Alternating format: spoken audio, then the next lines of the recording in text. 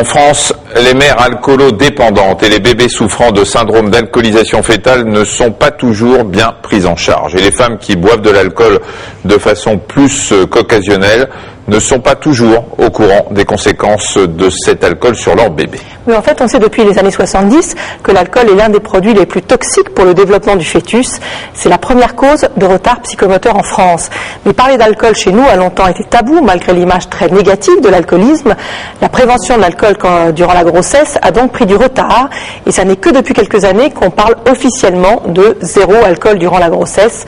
Mais que l'on soit enceinte ou non, il faut savoir que dès que l'on avale de l'alcool, celui-ci se retrouve très rapidement dans le sang, Michel. Oui, une petite partie rejoint la circulation, vous allez voir sur une animation, d'abord en traversant la muqueuse de la bouche, une autre va, une fois que l'alcool sera descendu par l'œsophage dans l'estomac, passer à travers l'estomac, et le reste va bien sûr traverser la paroi du tube digestif, du reste du tube digestif des intestins. Alors une fois dans le sang de la future maman, l'alcool arrive jusqu'au placenta, que vous voyez à droite. Ce filtre est habituellement efficace pour contrer la plupart des bactéries, mais laisse passer l'alcool, et c'est le cordon ombilical qui l'achemine jusqu'au futur bébé. Très vite, il y a autant d'alcool dans le sang du fœtus que dans celui de la mère, voire même plus, compte tenu de son poids. Sans oublier que son petit foie n'est pas encore efficace pour éliminer l'alcool et ses dérivés, comme l'aurait fait celui d'un adulte. Oui, le futur bébé est donc exposé plus longtemps à ces effets toxiques. C'est ce qu'on appelle l'exposition prénatale à l'alcool. Dès le début de la grossesse, l'alcool va agir comme une toxine, et selon le stade de la grossesse, altérer les différentes étapes de développement. On va le voir tout à l'heure. Il faut savoir que c'est surtout le système nerveux du bébé qui est le plus sensible, l'alcool attaquant directement les neurones. Regardez ici ce qui se passe dans le cerveau du bébé, donc qui est constitué de cellules nerveuses qu'on appelle les neurones. Les neurones sont connectés les uns aux autres pour que l'information passe correctement.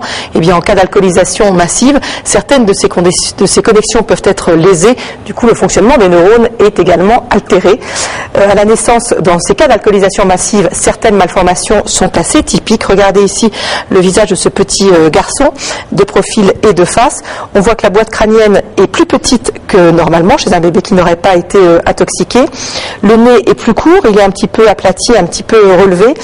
Ici, le sillon qui normalement existe au-dessus de la lèvre supérieure a disparu, et cette lèvre est plus fine également que la normale. Alors les troubles du système nerveux vont se déclarer progressivement. On note un réflexe de succion qui est réduit chez le nouveau-né. Il peut y avoir un retard du développement mental. Plus tard, on remarque des troubles de l'apprentissage et de l'attention, une hyperactivité et de l'agressivité. On parle de syndrome d'alcoolisation fœtale. C'est l'atteinte la plus grave de l'exposition prénatale à l'alcool, mais dès lors qu'une femme enceinte en consomme de façon quotidienne, même très faible, ça peut entraîner des conséquences sur le développement du bébé.